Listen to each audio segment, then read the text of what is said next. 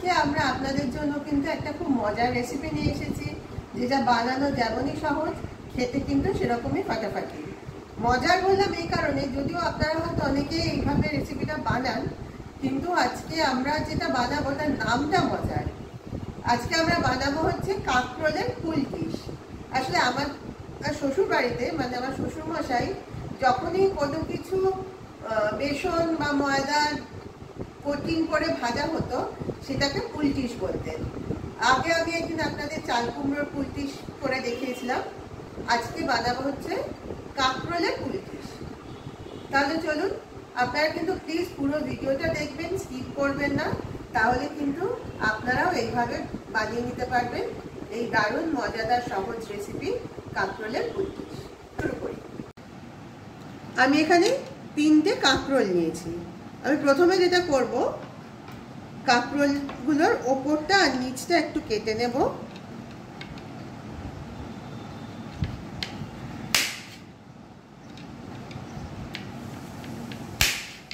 এবার কাঁকরোলের গাটা একটু আলতো করে চেঁচে নেব। আমি কিন্তু কাঁকরোলগুলো আগেই ভালোভাবে ধুয়ে রেখেছি। কাঁকরোলের গাটা একটু চেঁচে নিয়ে আমি এবার কাঁকরোলগুলো ছুরি দিয়ে হাফ করে কেটে নেব। এইভাবে আমি কাঁকরোলগুলো হাফ করে নেব। প্রথমটা করা হয়ে গেছে, বাকি দুটো আমি একইভাবে করে নিচ্ছি। আমি এইভাবে 3টে কাঁকরোল হাফ করে কেটে নিয়েছি। এবার আমি এগুলোকে সামান্য নুন জলে এই 5 মিনিট মতো একটু ভাপিয়ে নেব। আমি গ্যাস জেলে গ্যাসে কড়াই বসিয়েছি। কড়াইতে দিয়ে দিয়েছি পরিমাণ মতো জল, আর তাতে দিয়ে দিয়েছি 1 চামচ মতো নুন। এবার আমি এই কাঁকরোলের টুকরোগুলো এই কড়াইয়ের জলের মধ্যে দিয়ে দিলাম। এই 4 থেকে 5 মিনিট মতো আমি এই নুন জলে এগুলোকে ভাপিয়ে নেব। এই কাঁকরোলের টুকরোগুলো আমরা 5 মিনিট ভাপিয়ে নিয়েছি। তারপর একটা প্লেটে তুলে এনে একটু ফ্যানের নিচে রাখলাম। এগুলো একটু ঠান্ডা হয়ে গেলে তারপরে আমরা আবার পরের স্টেপে যাব। কাঁকরোলগুলো এখন ঠান্ডা হয়ে গেছে। এবার আমি একটা পাতলা চামচ নিয়ে নিলাম। এই চামচ দিয়ে এই কাঁকরোলের ভেতরের বীজগুলো আমি বের করে দেব। তা সাবধানে করতে হবে, যাতে এই কাঁকরোলের খোলটা যাতে ভেঙে না যায়। আস্তে আস্তে সাবধানে আমি বীজগুলো বের করে নেব। সব নারকেলের খোলগুলো থেকে আমি বীজগুলো বের করে নিয়েছি। এবার নিয়ে নিয়েছি একটা মিক্সারের জার। এর মধ্যে আমি প্রথমে দিয়ে দিচ্ছি এই বড় চামচের 1 চামচ কালো সর্ষে, দিয়ে দিচ্ছি 1 চামচ একটু উঁচু উঁচু করে পোস্ত। প্রথমে এই সর্ষে আর পোস্তটা আমি শুকনো অবস্থায় একটু গুঁড়ো করে নেব, তারপর এর সঙ্গে আরো কিছু উপকরণ যোগ করব। সর্ষে আর পোস্তটা প্রথমে এইভাবে শুকনো গুঁড়ো করে নিয়েছি। এবার এর মধ্যে দিয়ে দিচ্ছি 2 চামচ মতো নারকেল কোড়া। নারকেলটা আমরা আগেই কুড়িয়ে রেখে দিয়েছিলাম, তার থেকে 2 চামচ পরিমাণ এখানে আমি যোগ করে দিলাম। তারপরে এই যে কাঁকরোলের যে দানাগুলো বের করে রেখেছি সেগুলো এর মধ্যে দিয়ে দিচ্ছি।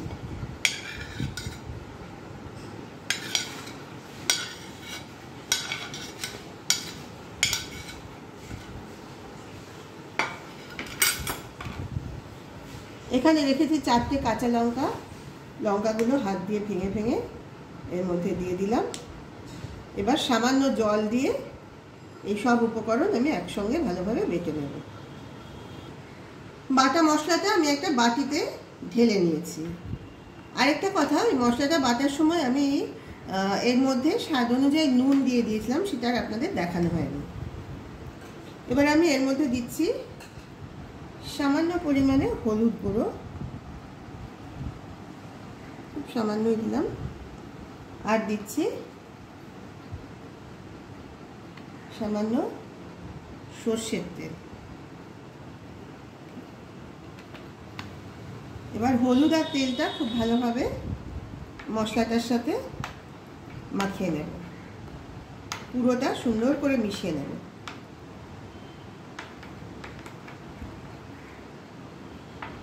সবটা মেশানো হয়ে গেছে।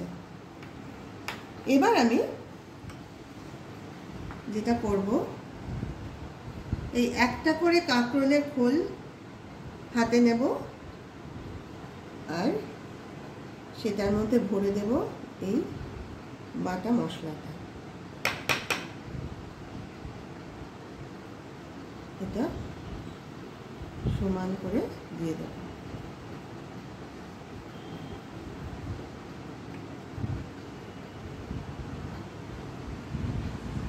এইভাবে প্রত্যেকটা কাঁকরোলের খোলে কিন্তু আমি মশলার পুরটা ভরে নিয়েছি। এবার আমি একটা মিক্সিং বোল নিয়ে নিয়েছি।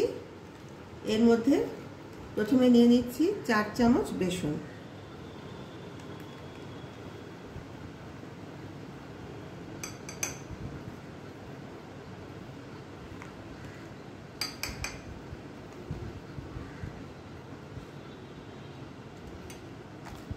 দেব চালের গুঁড়ো।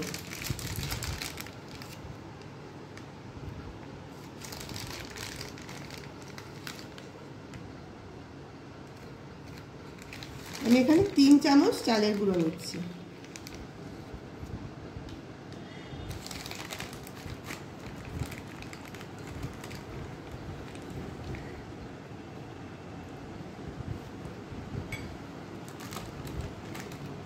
এর মধ্যে দিয়ে দিচ্ছি স্বাদ অনুযায়ী নুন, এই ছোট চামচের হাফ চামচ মতো নুন দিয়ে দিলাম। দিয়ে দিচ্ছি সামান্য হলুদ গুঁড়ো,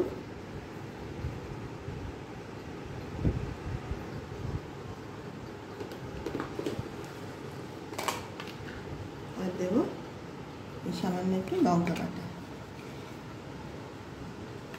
এই সবগুলো ভালোভাবে মিশিয়ে নেব আর অল্প জল দিয়ে একটা ঘন ব্যাটার তৈরি করব।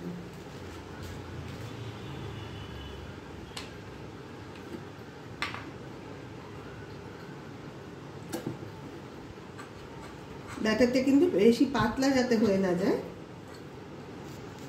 তাহলে কিন্তু জিনিসটা ভালো হবে না। সবটা ভালোভাবে মিশিয়ে অল্প অল্প জল দিয়ে ব্যাটারটা তৈরি করতে হবে। একসাথে বেশি জল দিলে চলবে না।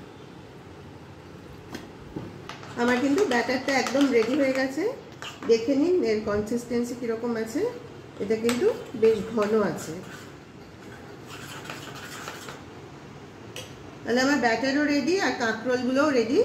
এবার তাহলে শুধু ভেজে নিলেই হয়ে যাবে। তাহলে চলুন আমরা রান্নাঘরে যাই। আমি গ্যাস জ্বেলে গ্যাসে কড়াই বসিয়ে কড়াইতে পরিমাণ মতো সাদা তেল দিয়েছি। একটু বেশি তেল দিয়েছি কারণ এই জিনিসটা কিন্তু ডুবো তেলে ভাজতে হবে। তেলটা অলরেডি গরম হয়ে গেছে। এবার আমি এই কাঁকরোলগুলো, পুরভরা কাঁকরোলগুলো এই ব্যাটারে চুবিয়ে কড়াইতে একে একে দিয়ে দেব। সবগুলো পুরভরা কাঁকরোল আমি কড়াইতে দিয়ে দিয়েছি। আপনারা খেয়াল করবেন কড়াইতে দেওয়ার সময় যেই দিকে মশলার পুরটা ভরেছেন সেই দিকটা আগে নিচের দিকে দেবেন। তারপর ওই দিকটা ভাজা হয়ে গেলে তারপরে একে একে কাঁকরোলের টুকরোগুলো উল্টে দিতে হবে। আমি পুলটিসগুলো একবার উল্টে দিলাম, তবে এটা কিন্তু কম আছে, একটু বেশি সময় নিয়ে আস্তে আস্তে ভাজতে হবে, নাহলে কিন্তু বাইরেটা পুড়ে যাবে আর ভেতরটা কাঁচা থেকে যাবে। এই দেখুন তৈরি হয়ে গেছে দারুণ মুচমুচে অসাধারণ স্বাদের কাঁকরোলের পুলটিস। আশা করি আপনারা পুরো ভিডিওটা দেখেছেন এবং আমরা কিভাবে এটা আজকে বানিয়েছি সেটা নিশ্চয়ই আপনারা ভালোভাবে লক্ষ্য করেছেন। তাই আপনাদের সকলের কাছে অনুরোধ, আপনারা অন্তত একবার হলেও কিন্তু এইভাবে কাঁকরোলের পুলটিসটা বানিয়ে খেয়ে দেখবেন। এটা কিন্তু ডালের সঙ্গে বা শুধু সাদা গরম ভাতের সাথেও কিন্তু খেতে একদম ফাটাফাটি লাগবে।